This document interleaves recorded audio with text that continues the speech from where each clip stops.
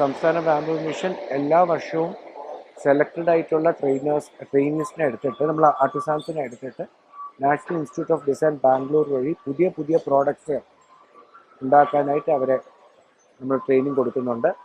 നമ്മൾ ശരിക്കും പറഞ്ഞാൽ 2004 ആദ്യമേ ഫസ്റ്റ് എഡിഷൻ വരുന്നത്. അന്ന് വെറും കുട്ടയും വട്ടിയും മാത്രം ഉണ്ടാക്കിയിരുന്ന ആർട്ടിസാൻസിൽ നിന്ന് നമ്മൾ ഈ ലെവൽ വരെ എത്തിക്കാൻ കാരണം ഓരോ വർഷവും മിനിമം ഒരു 40 മുതൽ 50 ആർട്ടിസാൻസിന് ട്രെയിനിങ് കൊടുക്കുകയും അതിനെ ബേസ് ചെയ്തുകൊണ്ട് അതിൽ സെലക്റ്റഡ് ആയിട്ടുള്ള മാസ്റ്റർ ട്രെയിനേഴ്സ് ആക്കിയിട്ട് അവരെ NIDയിലോട്ട് വിട്ട് പുതിയ പ്രോഡക്റ്റ്സ് ചെയ്യുക. എന്നിട്ട് അവർ വന്ന് ഇവിടെ ട്രെയിൻ ചെയ്യുക.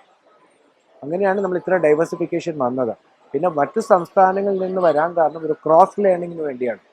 ആദ്യമായിട്ടാണ് 20th എഡിഷനായിട്ട് നമ്മൾ ഒരു ഇൻ്റർനാഷണൽ കൺട്രിയെ കൊണ്ടുവരുന്നത്, ജപ്പാൻ.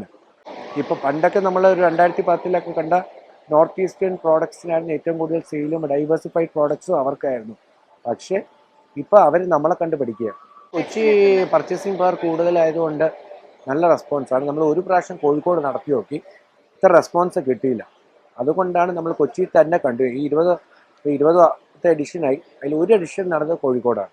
പക്ഷെ അവിടെ അത്രത്തോളം ഒരു പർച്ചേസ് നടന്നില്ല എന്നുള്ള നമ്മൾ ഇത് കഴിഞ്ഞ് ഫീഡ്ബാക്ക് എടുക്കും. അപ്പോൾ നമുക്ക് അറിയാൻ പറ്റും എക്സിബിറ്റേഴ്സിൻ്റെ അത്.